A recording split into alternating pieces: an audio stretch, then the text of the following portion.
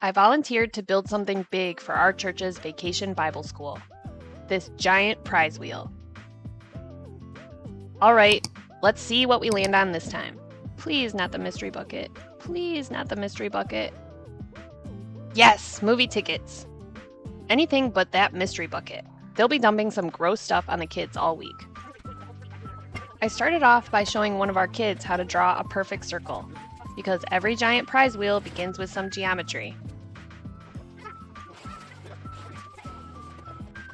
This thing is about 4 foot in diameter.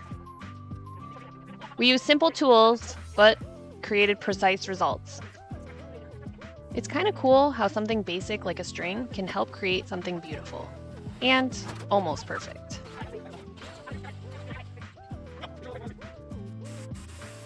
I used a jigsaw to cut the circle out. Remember to always wear eye and ear protection. I have some prescription eyewear.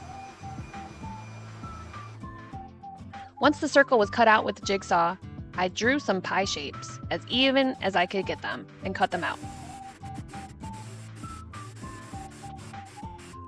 This did 2 things. It lightened the wheel and helped shift more weight to the outside edge. This helps it spin longer and smoother.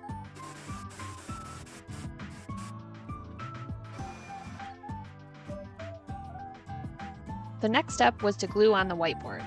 I could only find this in 2 foot by 4 foot pieces, so I had to use 2 of them and settled for a seam. Our church requested that this wheel be reusable for future games and not just for VBS, so I thought a whiteboard would be perfect for that.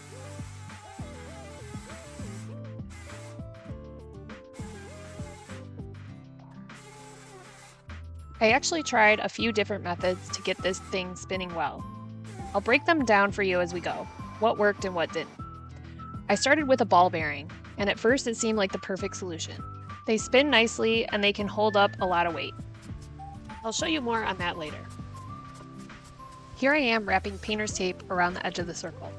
Once I peeled it off, I measured the tape to find the circumference, then used my awesome math skills to figure out how many screws I'd need if I placed one every 2 or so inches.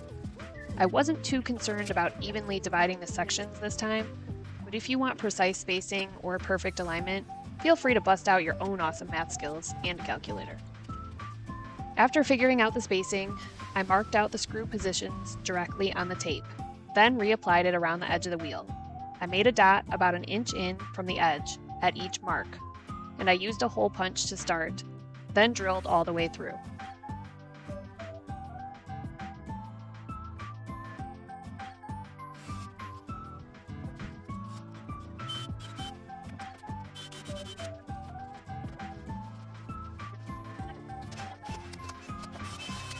To keep each screw at the same depth, I just reached under the wheel with my finger as a guide while screwing them in.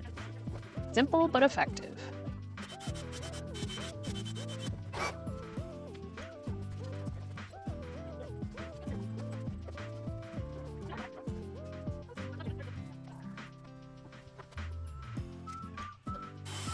Next, I built the base with some 2x4s. I wanted it to be beefy and able to hold up this heavy prize wheel.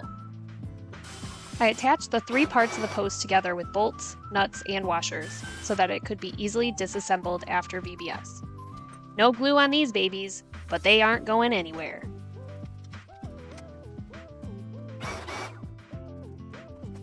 I first started with a 5-degree angle on the bottom.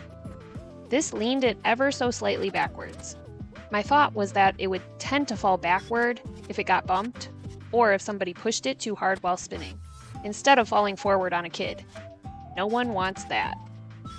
I also did this because I was installing the post at the front of the horizontal base. So I did the 5-degree angle on the post to prevent anyone from tripping on it and so it wouldn't wobble. Ultimately, I ended up chopping that 5-degree angle off and installing it on a bigger base later. Once I securely attached the base to the post, I started installing the bearing. This was an exciting part of the project. But before we get to how that turned out, let me show you how I finished up the base. I rounded off the corners and added a nice smooth edge with a router. Then came everyone's favorite part, sanding. While digging through our stash of old paint, I came across a can of blue metallic spray paint. Total score. It gave the base a fun, bold look that really pops. Time to put the other piece of the ball bearing on, and then put the wheel on. I used nuts and bolts again for this one, but once we got it installed, the whole wheel drooped and was majorly wobbling. I was like, what in the world is going on? Turns out I had used a self-aligning bearing. That means it doesn't just spin, it also tilts and pivots at the joint, kind of like a hip socket. Great for some things, but not for a giant vertical wheel. Since it was too late to order a different bearing, it was time to improvise and come up with a new plan. Next up was a large Lazy Susan that I had already bought as another idea.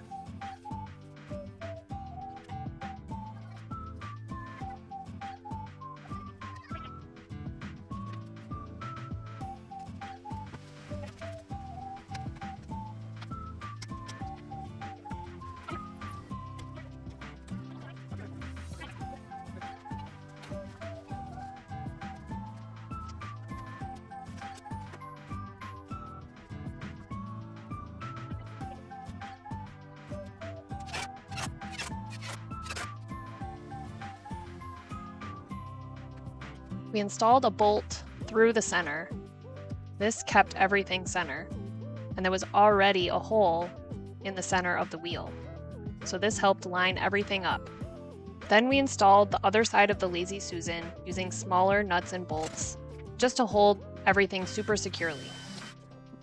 As I was building this, I kept thinking about that theme from VBS, Magnified. All the little parts that make this wheel work. The bolts, the screws, the hidden components, they all matter. Kind of like how God sees us. Even when we feel small or unnoticed, He says we're valuable. God created everything there is, and yet He still wants to spend time with me. I love that. Even the smallest part has purpose, and so do we.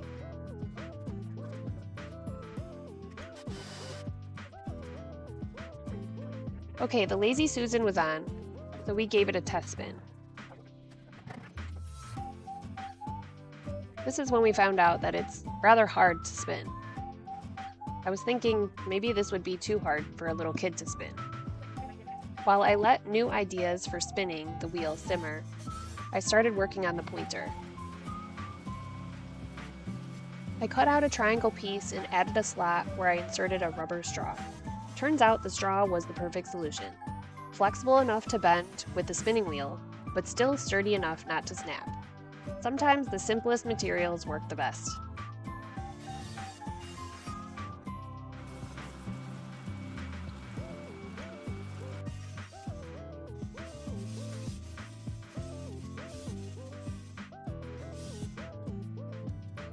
At this point, you might be thinking, why did she try so many different ways to spin the wheel?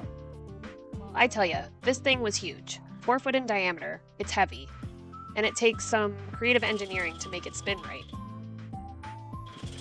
It still felt pretty tough to spin, so I started brainstorming other options.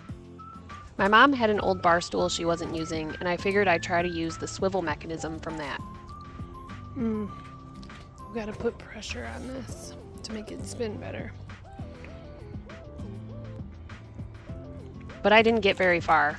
Turns out it was actually harder to spin than the Lazy Susan. So that idea got shelved. Next up in my quest for the perfect spinning solution, I spotted a mop bucket holder at the hardware store, and it had caster wheels. And that got my wheels and gears spinning. I started thinking, what if I could use those wheels as part of the support or the spinning mechanism? Caster wheels are designed to move smoothly under weight, so I wondered if I could rig them to cradle the wheel or to help guide its spin. Wasn't the final answer, but sometimes these side experiments help spark the next idea. Here I am kind of making a little prototype of it. And it was totally working. It took some fine-tuning of loosening that bolt just enough to make it spin easily, but still being tight enough to make it not wobble. Next thing I did was cut out a cool little shape to make the sign. I used my router to round off the edge and sanded everything smooth. I then painted it white and used Mod Podge for the sign.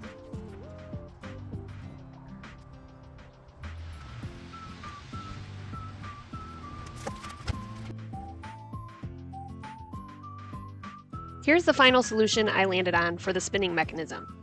I ran a metal tube through both the center of the post and the wheel and slid a metal rod inside the tube that was just slightly smaller, tight enough to keep things snug, but loose enough to spin freely. And it worked. The wheel spun really smoothly, but there was a catch: it wobbled. To fix that, I circled back to the caster wheel idea. I just happened to have 4 caster wheels in the basement from an old project.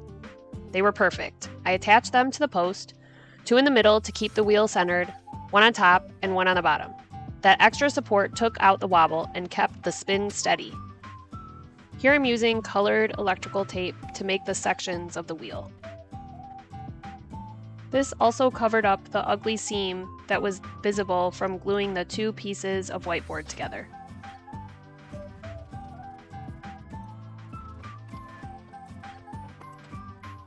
I wasn't really happy with how the Mod Podge turned out, so I ended up spray painting over the old sign and creating a second layer that I screwed on top. That created more depth anyway, and it looked really cool. You'll see what I mean in a little bit.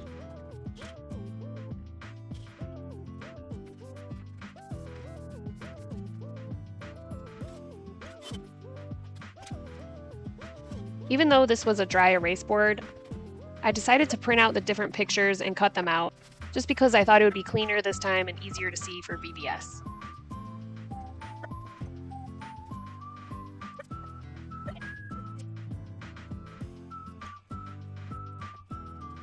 Here's the new sign. Not only did the Mod Podge come out way better, but it added depth having that second layer.